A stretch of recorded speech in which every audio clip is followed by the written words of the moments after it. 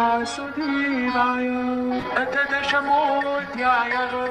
श्रीभगवानुवाच भूय एव महाबाहो शृणु मे परमं वचः। यद्देहं प्रीयमाणाय वक्ष्यामि हितकाम्यया। न मे विदुः सूरगणां प्रभवन्नामहर्षयः। अहमादिर्हि देवानां महर्षीणां च सर्वशः। यो मामजं मनादिं च वेत्ति लोकमहेश्वरम्। असम्मूढसमर्थ्येषु सर्वकामैः प्रमोच्यते। बुद्धिर्ज्ञानं सम्मोहः क्षमा सत्यं दमः शमः।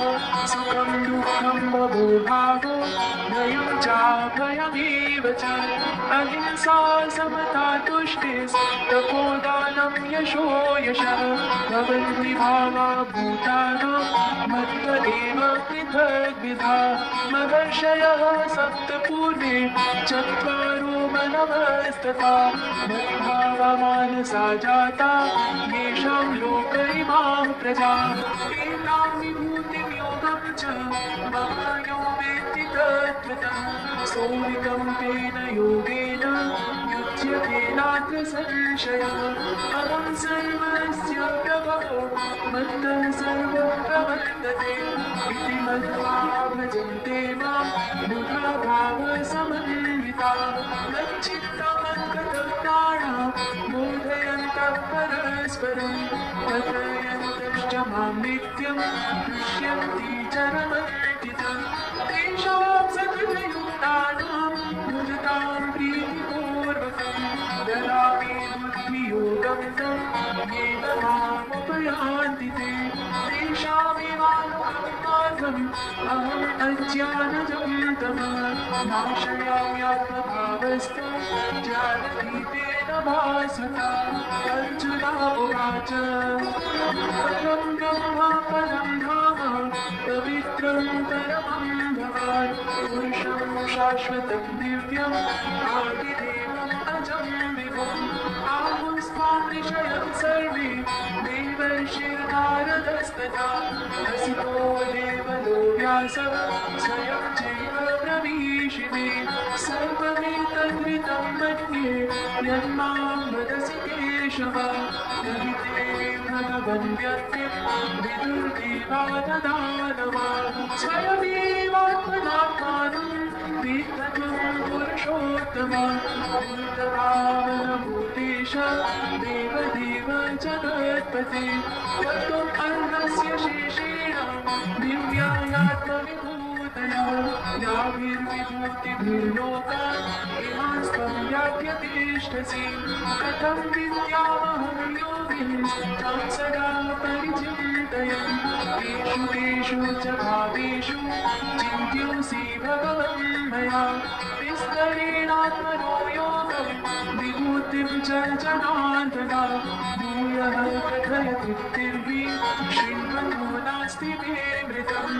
श्रीभगवानुवाच तत्तदीं कथयिष्यामि दिव्यायात्मविभूतया। प्राज्ञान्यतः पुरुषश्रेष्ठ नास्त्यन्तो विस्तरस्य मे। अहमात्मा गुडाकेश सर्वभूताशयस्थितः।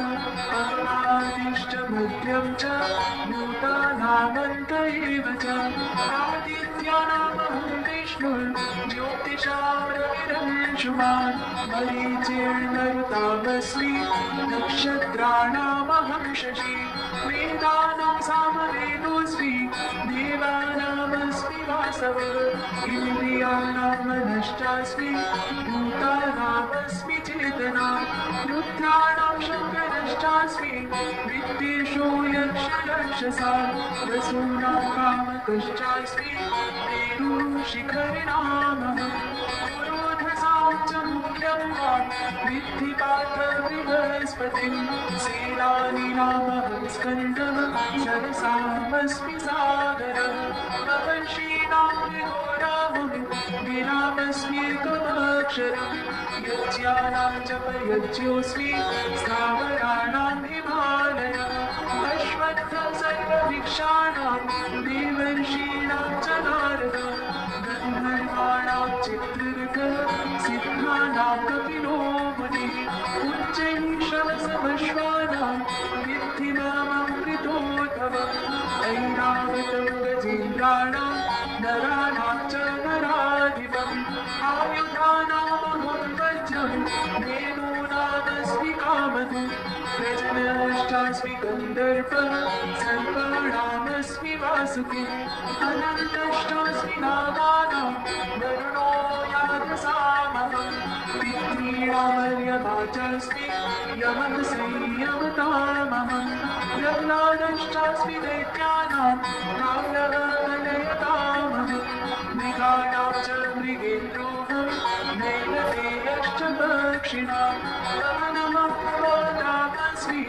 रामः शास्त्रपितामहं जषाणां मकरश्चास्मि स्रोतसामस्मि जाह्नवी सर्गाणामादिरन्तश्च मध्यं चैवाहमर्जुन तथात्मविद्या विद्यानां नादप्रवदनामहम् अक्षराणामकारोऽस्मि त्वत्परसामासिकस्य च अहमेवाक्षयः कालो भ्राताहं विश्वतोमुखः मृत्युः सर्वहरश्चाहम् उद्भवश्च भविष्यताम् इति श्रीवाक्यनारीणां स्मृतिर्मेधा धृतिः क्षमा बृहत्सामान्यभासाम्नां गायत्री छन्दसामहम् मासादं मार्गशीर्षोऽहं ऋतूनां कुसुमाकरः च ललितामस्मि तेजस्तेजस्विनामहम् जयोऽस्मि